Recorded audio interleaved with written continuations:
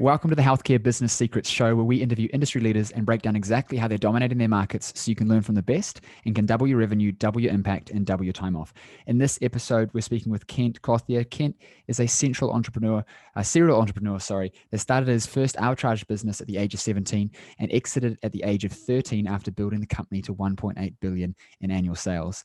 He's been in the real estate investing and real estate education industries, becoming an industry trainer and national speaker. Cant's organization, Real Estate Worldwide, and affiliated companies have sold over 35 million in real estate investing software, education, and personalized mentoring to students all over North America. And in 2015, Cant and his family had the distinguished honor of having 4 companies named in the Inc. Magazine 5,000 fastest growing companies list. And he loves helping entrepreneurs turn their hustle into a real business. Super excited for this episode, Cant. Welcome to the show. Thanks for having me, man. I'm excited to be here. Yeah, well, let's jump right into it. I want you to give our audience some context as to who you are and how you kind of got into this space, and then I think we'll dive into what we talked about kind of pre-show, which is, a lot of health professionals are still stuck in that hustle and not really kind of going all in on their business. So I know that you're an extremely successful business owner, and you've done a lot of different things. So give our audience some context.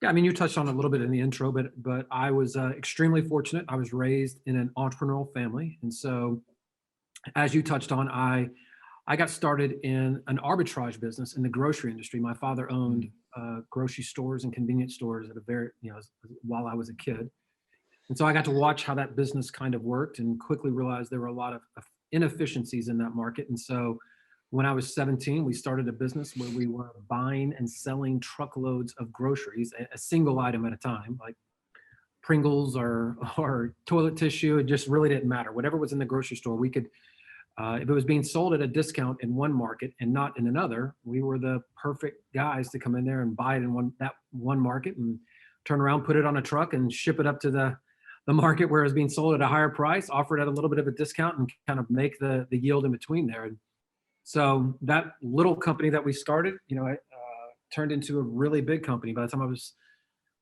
25, I was running a $80 million a year company. By the time I was 27, it was 800 million. By the time I was 30, we were doing $1.8 billion a year. And as you mentioned, I left that company, and I would love to say that I left there on amazing terms. That's just not how it happened. I basically got a little too full of myself, got into a run-in with my partners, walked out, and proceeded to lose everything I'd ever earned over the course of the next 2 years, millions and millions of dollars. And ultimately, that put me into a place where I had nowhere else to go. I mean, I burned every bridge, burned every relationship, burned everything I'd known. And so I ultimately turned to real estate and started into a concept where people, and we've all seen it on TV, people are flipping houses and all this kind of stuff. So I started doing a lot of that, hustling.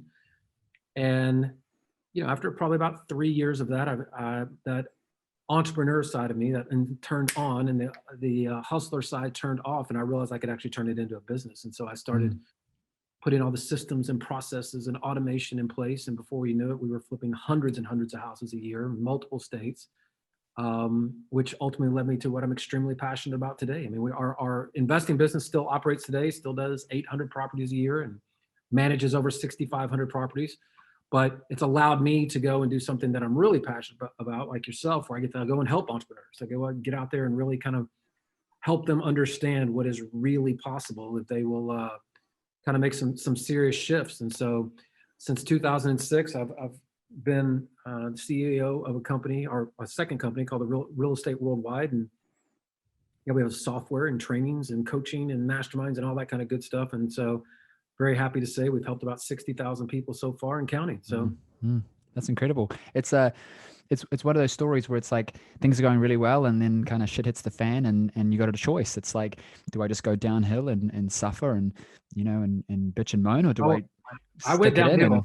I would tell you, I went all the way downhill. What happens, at least with me personally, is being a type A personality, and quite frankly, have never, at that point, I had never failed. I mean, you just got to put it in context. From 17 to 30, I've been wildly successful. So I didn't know what failure felt like. I didn't know what suffering felt like. And so it took me 22 months to get all the way down to the bottom. But once I got all the way down there, I knew I never wanted to go back. And so I started fighting in a completely different industry, did not know anything about it, had no connections, no list, no name, no brand. And I was in hustle mode. All I cared about was I just didn't want to be broke anymore. And Mm. but as the saying goes, once you kind of get through the mechanics of it and understand that, hey, I'm never going to be broke again. I know how to make money. Then you got to figure out, okay, now I got to start giving myself some options, because I was very, very motivated, and I knew I was getting remarried. I had a new little baby on the way, and I knew that I wanted to spend time. I didn't want to make the same mistakes, and I wanted to spend time with my wife and my young daughter. And I knew as long as I was a hustler, that was going to be very, very challenging to do. So I was highly Mm. motivated to figure out a way to turn it into a business. Yeah. I think that a lot of health professionals get stuck in that. They're stuck in this, I'm a practitioner and this is my business, when in actual fact, it's just a fancy job. When in reality, there's a big difference between turning a practice into a business. And I talk about it a lot because I think it's important, and my listeners will attest to that. But with a business, it's an entity that's moving forward uh, on train tracks, heading in a direction. In a practice, it's like, if I don't turn up today on my bicycle and pedal, then I'm not going anywhere. And we really need to be able to turn our practices into real businesses that are running themselves. What helped you go from this is a hustle to I want to make it into a business, kind of mechanically, if you know what I mean? Obviously, there's a mindset shift. It's like, I'm sick of this hustle, but Yeah. what do you actually then do to go out of hustle into business mode? Well, I think, and I just stress the very first thing you said is the mindset. I think probably the single most frustrating aspect of it is that the very thing that got you to the place where you're never going to be broke again, as the practitioner, as the business, or, the person that owns the job, is that person has to die. That mentality has to die. It cannot, it will not, it does not serve you when you're trying to turn it into a business. In fact, it works absolutely against you, because what happens is you sit there and believe that, all right, get out of the way, I'll just get in and I'll do this, or nobody's going to do this as good as me, or you won't make the time to pay the dues and put the systems in place, the processes, the leverage points in place, the automation, the tools, all the things that have to be put in place for you to experience freedom, experience options, right, to actually turn it into a business. You won't make the time for it, because the hustler inside of you is too busy doing exactly that. Hey, man, I know what got me here. I know what to do. I know how to go make money. I know if I pick up the phone and make the sales call, or if I sit at that desk and do what I mean, that's a very, very frustrating situation to be in, but it doesn't make it any less true that person no longer serves you. So the shift has to happen, number one. And when that shift happens, for me personally, it almost had to become a game. And I had a mentor share with me something that really, really helped me a lot. And he told me, your job now is to fire yourself as often as humanly possible. And I'll never forget that. Right. And when he said that to me, it really meant a lot to me, because now the game became, all right, if I want to give myself the option of showing up to do this task or not. So what are the things that I have to do? If I had to map it out on a whiteboard, what are the things I have to do so that I can fire myself from this if I choose to? Which I think is another point worth making, is that just because you have just because you love something doesn't mean you have to stop doing it in your business. It just means that, wouldn't it be nice to have the option of not doing it? Yeah. Right. I love to come in and do what I do every day, but it's nice knowing that even if I don't show up, that, the money's still going to come in. And so putting yourself in a position where you fire yourself as often as you can, figuring out what that looks like, has been an amazing exercise that I send not only myself, but all of my managers through, making sure that what are the processes that right now that could be automated, or could be effectively automated through other people, through leverage, right? How do we do that? How do we get a bigger return on our investment by having multiple people attack something, break it down into its smallest parts, or eliminate it altogether, right? There's a lot of things we just con ourselves into believing must be done, when the reality of it is that, again, through automation, tools, people, whatever, it's not, just because it has to be done doesn't mean it has to be done by you. I think that a lot of people don't look inward and have that self-awareness that I'm doing a lot of stuff that I don't need to be doing. That's not actually moving the needle forward. That's the first thing, as especially with my clients, is they have to do this thing, they have to do that thing, and I sit there and I say, do you really have to do it? Is it the thing that's actually making the business go forward? And a lot of the time, I think that we get stuck in this hustle mentality of getting stuff done. Feels like it must be moving us. Like you'll know people, and I myself was like this, and you might have been like this as well, because I feel like we're quite similar. It's like, get out of my way. I'm just going to do some stuff. And then we're hustling all day, and we get to the end of the day and it's like, man, nothing actually happened because we're doing busy work. And I think the first thing is like, let's get rid of the busy work, because there's stuff that is obvious that we can automate and outsource. But then thinking bigger than that too, and looking at, well, why am I even in this business? Why am I working with these clients? Like, what's my outcome? Is it to make money? Is it to help people? Like, what's the thing? And as health professionals, most of us get into it because we want to help people. And so if we're stuck playing small, where we're seeing, 10, 15, 20, 100 people a week, and our goal is actually to make a difference and to impact people, then we have an obligation to figure out how to expand that, especially if we have methods that work, right? And I think that most of us just don't look at it like that. We think that we're doing the best by us doing it, Yeah, I think, the best analogy I can give people, and you're by the way, you're 100% correct, is that, I work with a lot of entrepreneurs all over the country, much like yourself. And I can tell you that I have never, in probably 2,000 or 3,000 people that I've coached over the years, I've never had somebody sit down with me, and if I ask them exactly what they want their life to look like, or exactly what they want this business to be, I've never had one that could actually tell me coming out of the gate, right? Not once. And so I think it's probably more common than people realize, is that they don't start with the end in mind. That's the problem with the hustler. The hustler is chasing the money, right? We're just trying to go, go, go, go, go, go. We're doing what we're taught to do. But, again, back to the analogy I was going to use, if you really are honest with yourself, if somebody told you to meet them at an address that you were unfamiliar with, the very first thing you would do is go put it in your GPS, whether it's on your phone or in your car. If your wife or husband or significant other said, hey, could you stop at the grocery store and pick up a few things for me? You would never stop there. You would immediately say, okay, can you tell me exactly what it is you're looking for? In fact, better, can you take a picture of it in the house and send me the labels, so that when I go to the grocery store, I'm going to get exactly what you look for.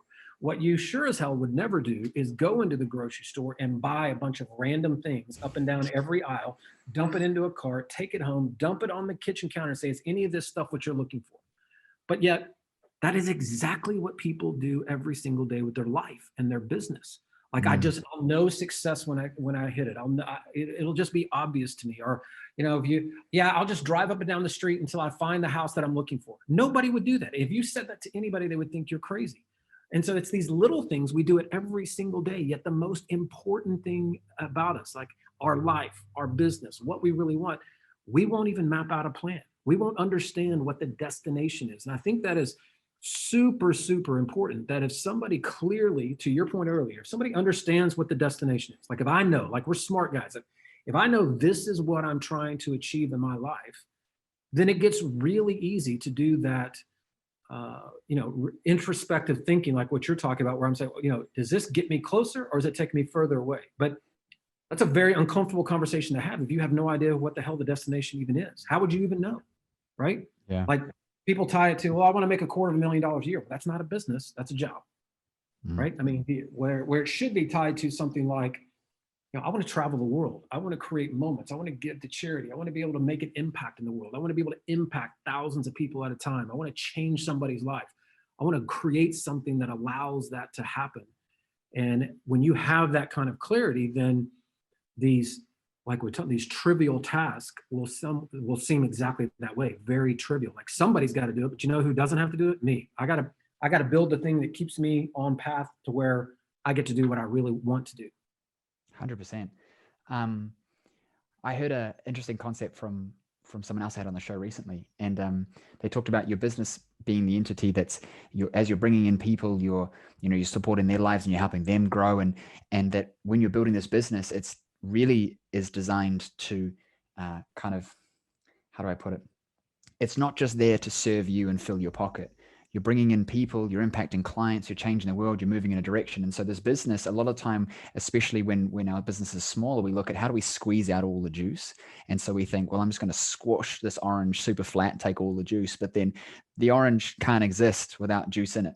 Labored analogy, but you get my point. It's like we are just trying to take all the profit out and hustle and do all the work, but then it actually limits our ability to grow bigger and to make a bigger impact. And I think that a lot of the time, like we talked about, is because people don't have clarity, right? They don't think to themselves, well, I'm going to bring in other people to create leverage to help me help more people. And sure, I don't take as much of the profit, but because the entity is growing overall, there's more because I'm investing in myself. Like when people, they think about, oh, should I join a mastermind or a coaching program, right? And they're looking at the cost of that thing instead of considering, and I saw it in one of your videos talking about consumer mindset versus entrepreneurial, which is how do I, as an investor, how do I look at, I'm spending money to make money, and staff and teams and systems and things like that not only facilitate us to make a bigger impact, but they also allow us to make more money. But most people just want to squeeze the juice and take it out.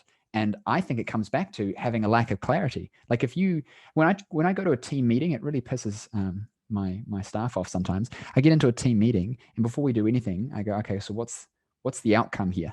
Or they say something to me and they go, okay, James, I want to tell you about blah, blah, blah. And I go, okay, so what's the outcome? And they look at me and they go, well, I just want to tell you about this thing. I was like, yeah, but what do you want? Like, what do you want? What do you need? Like, why are we here? Because then I could just give you the answer. Whereas most people like to sit and chat and talk, and it's kind of just busy work. It's odd.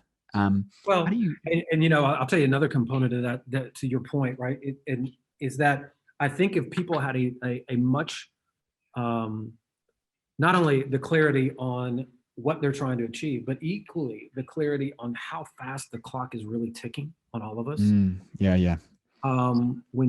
That's a very lethal combination. Like when you have a really good idea of what you're trying to accomplish as an individual, as a business owner, as a husband, as a wife, everybody, this is what I'm really trying to accomplish in my life. And then you go and actually do the math, right?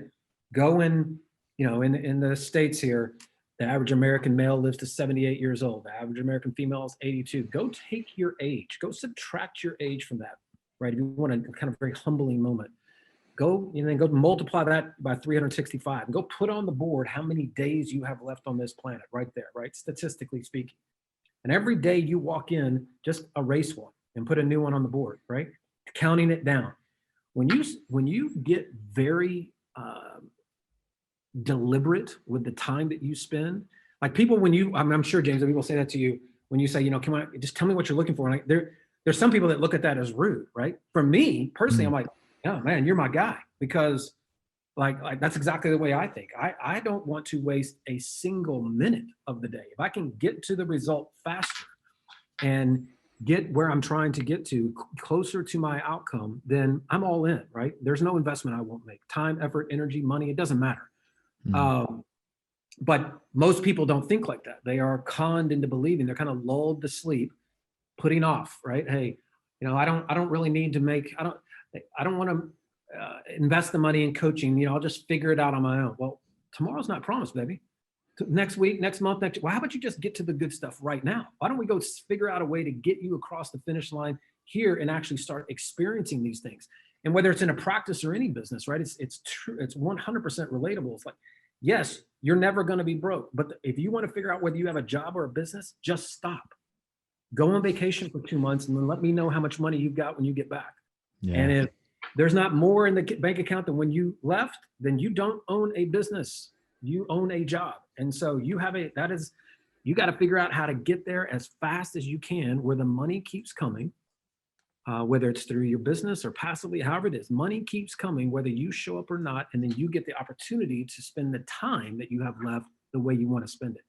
And when you get those two things right in your head, at least for me, that is when the light bulb goes off for somebody, right? That's that moment when they're like, oh, wow. Yeah, I get it, man. The days are ticking. Like I don't need to wait until I'm 65 to experience life, the kind of the con that everybody, no. How about I experience life now? I can actually do this now.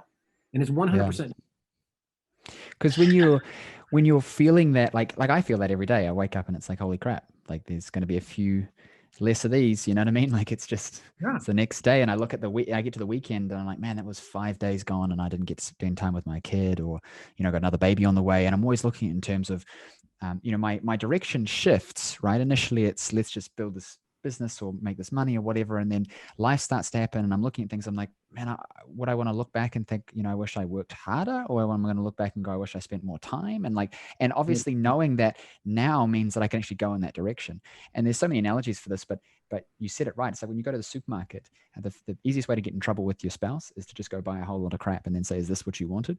And it's the easiest way to get in trouble in life too, is to not know, because you spend more time, money, and effort trying to figure it out than just going, well, where is it that I want to go? And then this is the pathway. Too many people say this to me, oh no, like you just said, I'm not going to invest in the program right now. I'm going to try and figure it out myself. I'm like, okay, but I've already figured it out. So what if I just gave that to you and saved you 6 months, and then you spent the 6 months on doing something else?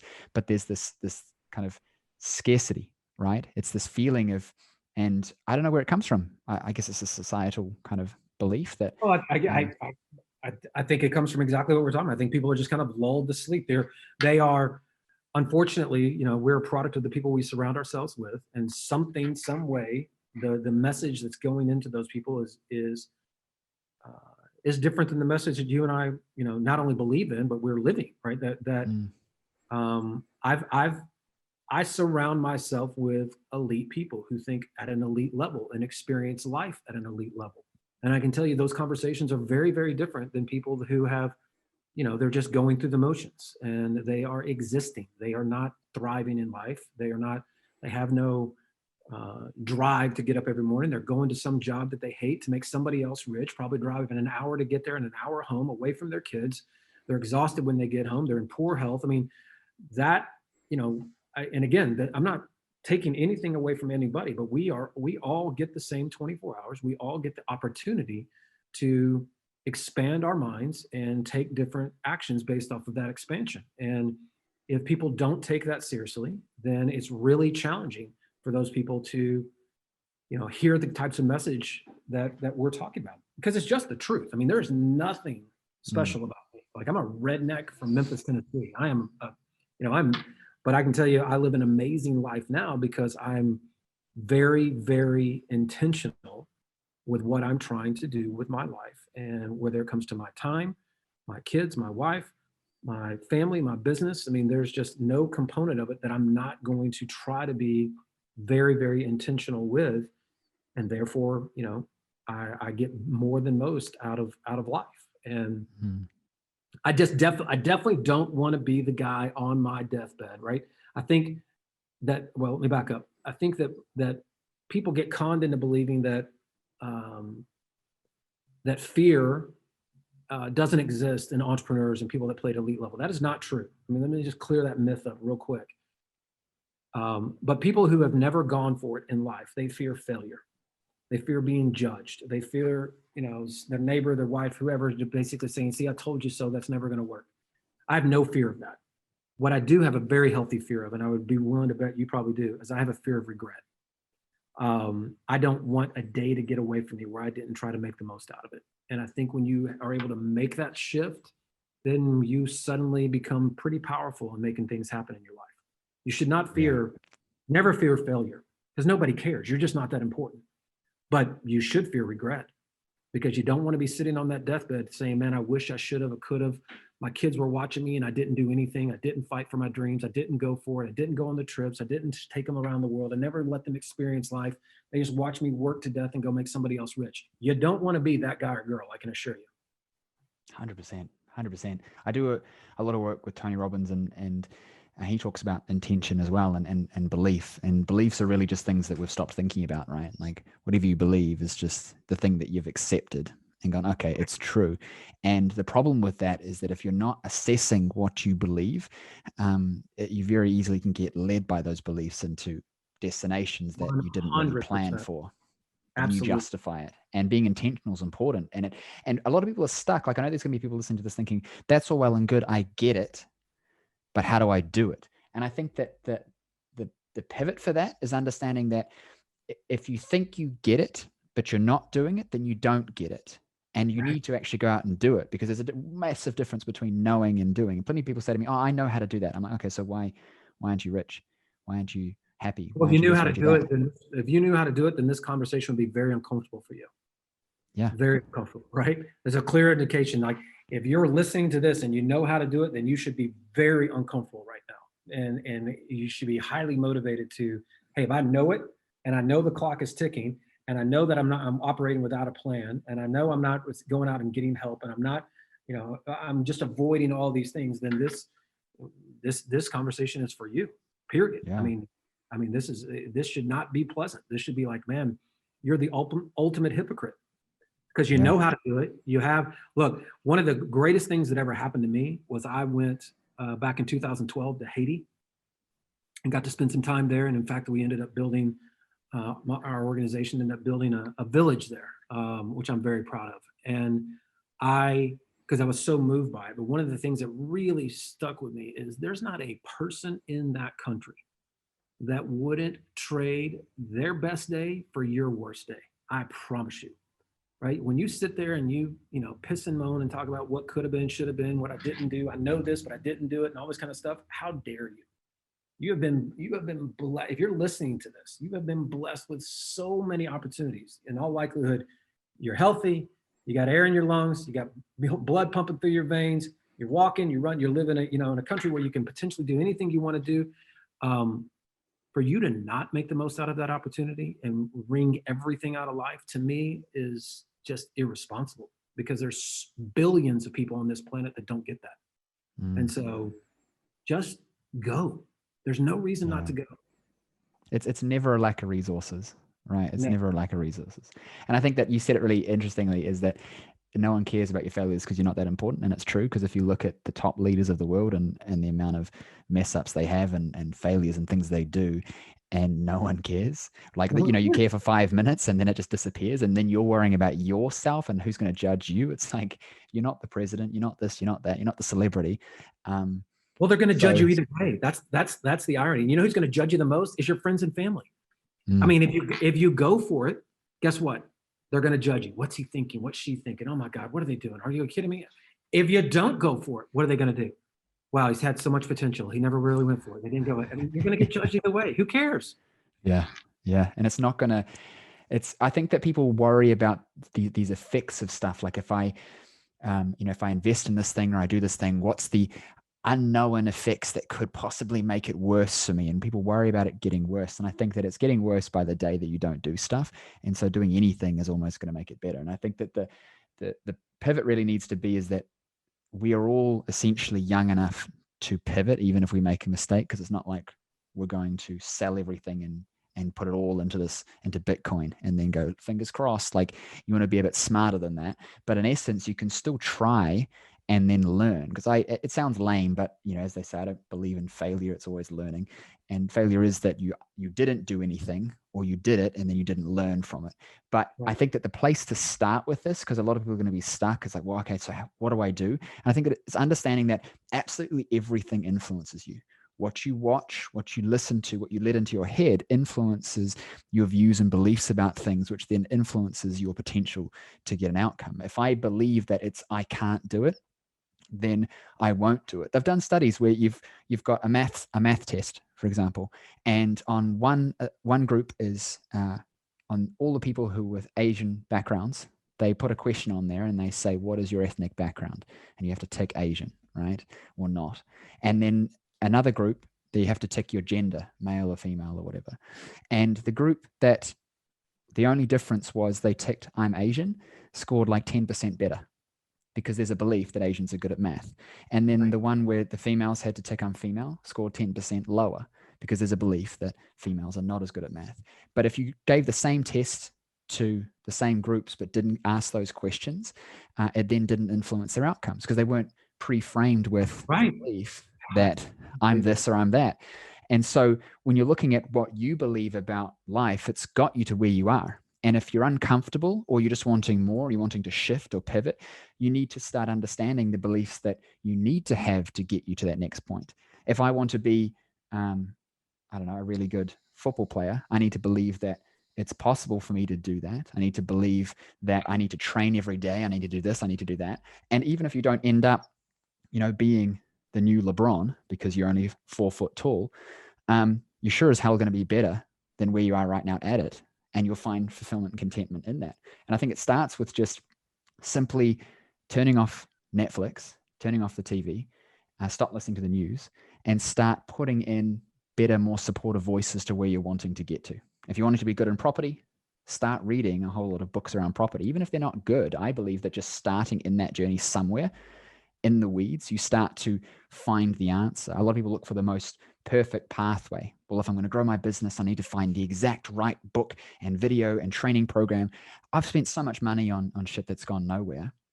But through doing that, it's allowed me to find the things that did take me somewhere. And it's because I did more, it allowed me to get there quicker. Whereas most people, they try one thing, they read one book, they watch one video, get one program, and they don't get exactly what they want. And so they think, oh, this is all bullshit, and they can't. But that's the failure, because you haven't looked for the learning opportunity to go, what did I take from that? The amount of crap that I've read and listened to over time that's allowed me to pinpoint exactly the direction they need to go in is ultimately what gets you there, right? And so changing that conversation that you allow in your head is so important. Every morning. And just to echo that, I think one thing, the conversation that goes on in your head is also the conversation that comes out of your mouth. Be very, very aware of the words that you use, because when you use words like "I can't do this," or like one of the things I tell anybody that works with me immediately is, you must remove the word can't or cannot, and I want you to immediately replace it with "I choose not to," because lazy language creates lazy outcomes. When you sit here and say "I can't do this," and you change it to "I'm choosing not to do that at this time," suddenly that doesn't feel good. Suddenly that is accountability. Suddenly that is owning the outcome.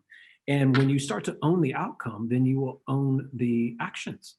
Like when you understand that you are responsible for this. And so not only is it the input, but it's also the way you actually speak to yourself. The words that are coming out of your mouth, there's always one person listening, and that's you. And you need to be really, really careful about going and using lazy language that strips you of your power. I can't. Or use "I choose not to," and I promise you'll start to make better choices. I love that, because I've had many uncomfortable conversations with friends where they've said like, "I can't do that," and they go, "No, you're just choosing not to," or like, right. "Of course you can. You just didn't, or you're not." And because I can't get in shape. I can't get in shape. I don't have time to get in shape. Are you kidding me? Like, you can't. You're just making a choice. So when you're a fat ass and you've got diabetes, don't sit around and act like the victim. You did this, and make a different choice. Own the outcome every day. Yeah, I like that. I really like that. I'm choosing not to. That's a good one. I'm going to start doing that. It's not like I say I can't particularly often at all, but I'm going to be very apparent to how I think about things. And if I ever feel like I'm not getting what I want or going in that direction, or I'm not, I'm losing motivation, I'm procrastinating, really just being hyper aware of saying, I'm choosing this. No one's making me not do it. I'm choosing to not work efficiently. I'm choosing to get distracted. I'm choosing, because then you're like, man, that's uncomfortable. Exactly. That will be one of the most uncomfortable internal conversations you will ever have. I promise you. You're just like, oh God, this is brutal. I got to stop. I had a client. I don't practice anymore, but when I was practicing, she was telling me, and I know this is a sensitive topic, so I'm sorry for people listening, but she was talking about, I can't lose weight, and I've tried everything and all this. And at a moment that someone says I've tried everything, I always just roll my eyes, because I'm like, you haven't. You've tried a couple things and then you stopped. And I said, and I just kind of gave her some casual, it wasn't really advice. It was more just what me and my wife were doing at the time. I said, we're doing this interesting thing where we're just not eating bread and sugar and shit, right? Like we're just being very aware of how much sugar and carbs is in everything that we eat. And we read that book, like, I Quit Sugar or something like that. I can't remember what it is. And it's like I read the label on bread, and there's like all this extra sugar in it, so it tastes nice. So you keep buying it. And I was like, man, this is crap. So we just stopped the stuff.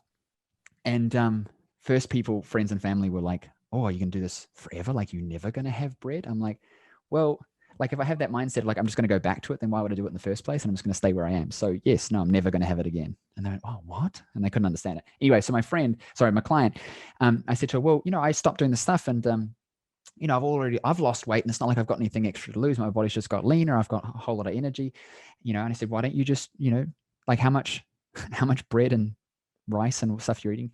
She said, well, I've tried to do this. I was like, well, so I've just actually done it, so why don't you give that a go? She said, well, I'm not going to starve myself. I went, there we go. Like, that's Yeah. the answer. Like, if you Yeah. lived on a desert island right now, Yeah. you'd probably have lost the weight, because it's not a matter of anything other than you're probably just doing a bit much of this, for those listening, instead of watching, hand to mouth, and not thinking about what you're actually putting in your body and what actions you're taking consciously, physically. It's a great, actually, when you think about it, man, it's a great analogy to business as well, right? And basically, I'm grabbing at the things that just kind of feel good at the moment to try to appease the situation, instead of just making a whole decision like we started the conversation with. This is what I want for my life. Like, I want to be healthy. I want to be able to, I want longevity. I want to be able to play with my kids. I'm 50 years old right now. And so I want to be able to do whatever I want to do, however I want to do it. So I've been vegan for the last 4 years. I work out every day. I've been very healthy for a long time.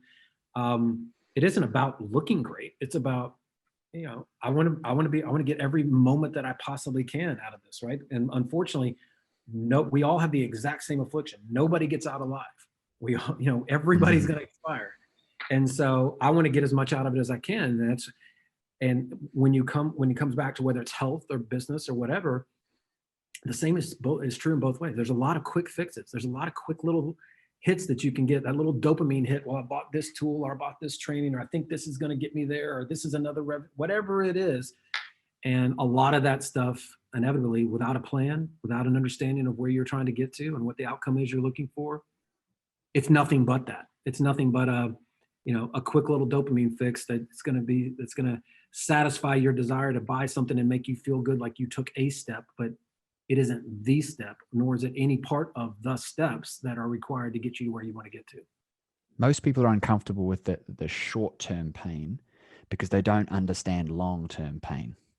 They look at everything in terms of, I'm feeling pain right now because of stuff right now, not because of what I did or didn't do for the last 5 weeks, 5 months, 5 years, because it's obvious and apparent with what we do with our health, but also what we do with our businesses, right? Like, I'm going to keep hustling and doing the work so that I don't have to pay, this person a little bit of extra money to do the job for me, to allow me to create a stepping stone of leverage to get to the next point. Exactly right. An easy example is, like, I don't clean my house and I don't cook my dinner, and I don't shop for food. I have someone to do it for me, or I have a service that allows me to do it. And it seems very, like, when I think about it for me, like, oh, James, like, why? You could cook your own dinner. You could clean your house. Like, come on, who do you think you are? But I've flipped that because I listened to a podcast episode about it. I can't remember the show, but I was listening to the concept, and I flipped it, and they said, well, if I'm spending time cleaning my house and cooking my dinner and going out and standing at the supermarket to buy food, that's less time that I can work on developing better systems for my clients to get better outcomes, which affects their life. So this is not for me. This is for my business. This is for my future, for my family. 100%, or even go one step further. I mean, because I do the same, right? I mean, somebody cleans our house, somebody mows our lawn, and it's certainly not that, number one, that not could I only do it, but two, that I won't necessarily, in some cases, enjoy it. That is not the issue. The issue is that, is it the highest and best use of my time in two very specific areas? One, could I be helping to guide my business and create, more opportunities? That's certainly one of them, and a huge one. The other one is, man, what kind of message am I telling myself and my kids, is that I would rather go and do this menial task that I could pay somebody $10 to go do, versus spending an hour here with my little girl building Legos, right? Yeah. You tell me which is more valuable, right? And there's no question when you think about it like that. Here's the way I look at it, James, is that, and I've looked at it like this for many, many years, is that if I told you today, right now, that, I either gave you the best news or the worst news, depending on how you looked at it, that you had 168 hours left on this planet, period, 7 days. It could be the best news because at least right? Worst news, clearly, because it's something's happening in 7 days you don't want to happen. And at that moment, in that very specific moment, if the very next thing I did was said, dude, you're a really smart guy, and I want to buy 10 of your last 168 hours from you. Unquestionably, if I tried to do that, you would most likely tell me they're not for sale, right? This is my most precious asset. I have a very finite number of them left. There's only 168 left. I'm not selling 10 for any amount of money, period. And we all basically would feel the same way, right? Most of us, if you ask 90% of the people that are listening to this would feel the same way. This is my most precious asset in that moment, in that very specific scenario. Well, number one, you could be in your last 168 right now and you would never know, okay? Never know. Happens every day, millions of times a day. Number two, if it is your most precious asset that you are simply unwilling to sell, right, for any price, okay, then why would you not choose to make the most out of that currency, that asset, every single day that you possibly could? If it is not for sale, if you have the opportunity to buy an hour of your happiness for $10, $15, $20 for somebody else to go spend an hour and go do crap that you don't want to do. As far as I'm concerned, I'm buying an hour of my most precious asset for $20. Any way you cut that, baby, that sounds like a bargain to me. And so I'm in the game of buying as many of my hours back as I can. I want to buy as many of them as I can in as many different areas as I can. Can somebody else run the marketing campaign? Can somebody else do sales? Can somebody else do operations? Can somebody else mow my lawn? Can somebody else, clean my house? Because every one of those hours I'm buying back at a bargain because it's precious. And so when you start thinking like that, man, it makes perfect logical sense to do what you're doing. A perfect logical sense. Are you kidding me? I mean, you'd be hard to argue the other side then. Yeah, 100%. 100%. And I think there's definitely the emotional life hours side of things, but even just in a tactical sense in a business for people listening, like how do I apply this right now? Not only do I obviously need to be looking at every single day like this, but thinking about it in terms of what am I doing in my job? Like I have a client in my inner circle program and she's fully booked and doesn't know what to do. And I said, well, it's a good problem to have. Why don't we just hire you someone? She said, I don't know if I can. I said, what do you mean? You can't not, because you've turned your marketing off because you're fully booked. You can't serve these people. You're wanting to have a kid soon. Like you need to hire someone now to start seeing your clients. And so through frameworks and some, working on her mindset a bit, it was like, okay, let's do it. And I understood it was because of how she was viewing that situation and thinking in terms of, well, I'm going to lose some revenue, or it's going to be too hard. It's going to be too this, too that, because we're looking at these short-term things, thinking about that we've got, all this time that we can catch up with later. And I'm like, you got no time. It needs to happen now so that you can create some leverage, so you can step back and focus on the things that are important. Because the initial goal with her when she went through my accelerator program was just, I want to get more clients. We did that. Now what? I don't know what, because I've only ever focused on that very short-term goal. Because we don't have a plan for what the life that we want is, so that we can marry everything else up to align with it. Dude, this has been an insane episode, and I feel like we could go on forever, but I'm super conscious of time. Tell us where we can connect with you on online. And I believe you have a book out. Is that right? Yeah, just released my second book. Just came out this past week, so I'm really proud of that. So you can find that on Amazon, and the name of the book is This Shit Works. Go search by my name or look that up, or you can find me at my website CantClothier.com, or easy to find on Facebook and Instagram at Cant Clothier. Amazing. Thank you so much for coming on the show. I'm definitely going to try and get you on again. This was enjoyable for me. And I'm, it's insightful. As I said before, you can know things, and then when you do things, it's different. And you can know stuff and you have these conversations and you're actually applying it and thinking about things differently. And I'm going to get something set up in my office that just ticks over every day and just goes ding, the day's over and there's one less. And I'm going to go, and it's going to push me. I love it. Thank you so much. It's my pleasure. Take care, man. Cheers. Thank you for listening to the show. If you liked the episode, please hit subscribe and leave us a review. I'd really appreciate it, as it helps us get our episodes out to more people just like you who want to know how to increase their revenue, impact more people, and build businesses that work for the lifestyle they want.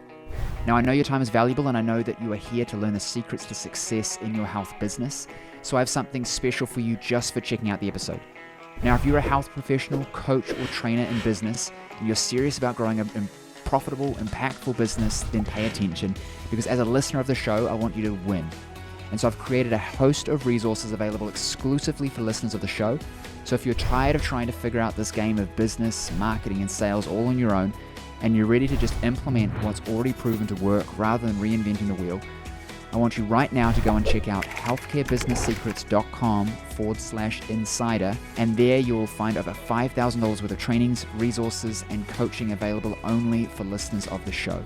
There I'll give you the resources on everything from how to acquire 10 times more of your ideal clients using social media and paid ads, even referrals, how to increase your client conversion into packages at an 80 to 90% conversion rate like me, how to retain your clients for longer, getting them better results and making them happier, how to increase your prices and charge a premium to work with you, and how you can build a 6, multi-6, even 7-figure practice just like I did, but with 1/10 of the time and 1/10 of the effort. What I want you to realize is that everything I teach comes from exactly what I did to have success and still have success in my own health business, and I want to share that with you so you can have success too. So go check out healthcarebusinesssecrets.com/insider right now and let me help you win big in your health business. Also remember to subscribe for 2 episodes every week full of the secrets to have success in your health business, as well as leave us a review so we know what you thought of the show. And I'll see you on the next episode.